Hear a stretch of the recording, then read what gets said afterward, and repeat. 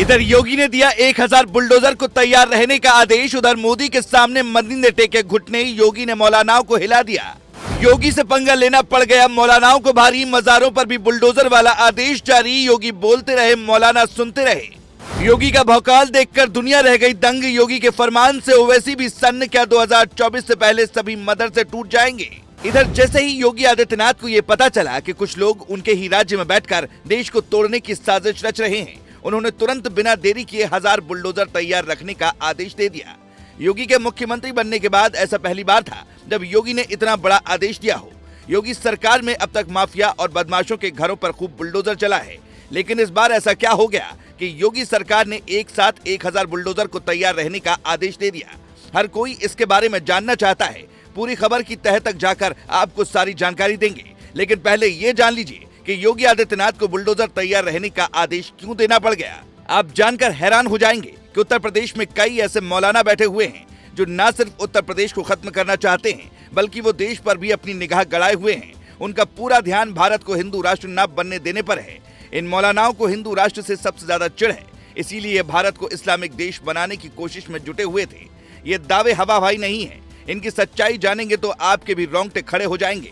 सवाल यही है कि आखिर योगी आदित्यनाथ माफिया और गुंडों पर जिस तरह की कार्रवाई करते हैं, उसको देखने के बाद भी क्या इन मौलानाओं में डर पैदा नहीं हुआ? योगी आदित्यनाथ की सरकार पर मुसलमानों के साथ भेदभाव करने के आरोप विपक्ष लगाता रहा है। दावे यहां तक किए गए हैं कि मुसलमानों को योगी सरकार जानबूझकर टारगेट कर रही है, लेकिन ऐसा सच में नहीं है, बल्कि हालात ही ऐसे बन जाते हैं कि योगी सरकार को मुसलमानों के खिलाफ कड़ा एक्शन लेना पड़ जाता है। भारत को हिंदू राष्ट्र बनाने की मांग पंडित धीरेन्द्र कृष्ण शास्त्री लगातार कर रहे हैं, जबकि उनके ही बयानों को योगी आदित्यनाथ समर्थन दे रहे हैं। हिंदू राष्ट्र बनाना बीजेपी के भी एजेंडे में शामिल है, लेकिन योगी के राज में ही कुछ लोग भारत को इस्लामिक देश बनाने की कोशिश कर रहे थे। लेकिन अब नए खुलासे से हड़कंप मच गया है। जब योगी आदित्यनाथ ने हजारों मदरसों के सर्वे का आदेश दिया था, तब असदुद्दीन ओवैसी बुरी तरह से भड़क गए थे।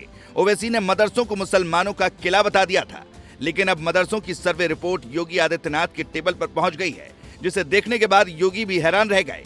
ऐसा इसलिए क्योंकि ज्यादातर अवैध मदरसों को मुस्लिम देशों से पैसे मिल रहे थे, जिसका सीधा सा मतलब हुआ कि उत्तर प्रदेश के कई गैर मान्यता प्राप्त मदरसे विदेश से पैसे लेकर अपना काम चला रहे थे। ऐसे में सवाल उठता है कि आखिर विदेश का कोई देश क्यों मदरसों का समर्थन करेगा? तो इसका सीधा सा जवाब है कि शरीयत कानून को इन मदरसों के जरिए बहुत ज्यादा प्रमोट किया जा रहा था। साथ ही युवाओं को बरगलाने की भी कोशिश की जा रही थी। मीडिया रिपोर्ट में तो यहाँ तक दावा किया गया कि मदरसों से जुड़े टीचर कुछ दहशतगर्दी के साथ भी मिले हुए थे। ऐसी ही खबरें असम में भी सामने आ चुकी हैं, जिसके बाद असम के मुख्यमंत्री हेमंत बिश्व शर्मा ने कई मदरसों को तोड़ाकर बहुत बड़ी कार्रवाई कर डाली।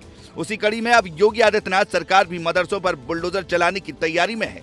जो मदरसे अवैध रूप से चलाए जा रहे थे, साथ ही उन्हें विदेश से गलत तरीके से फंडिंग की जा रही थी, उन पर अब शिकंजा कसा गया है और उन्हें बहुत जल्द तोड़ा जा सकता है। इतना ही नहीं, प्रदेश में जितने भी अवैध मजारे हैं, उन पर भी बाबा का बुलडोजर चलना तय है।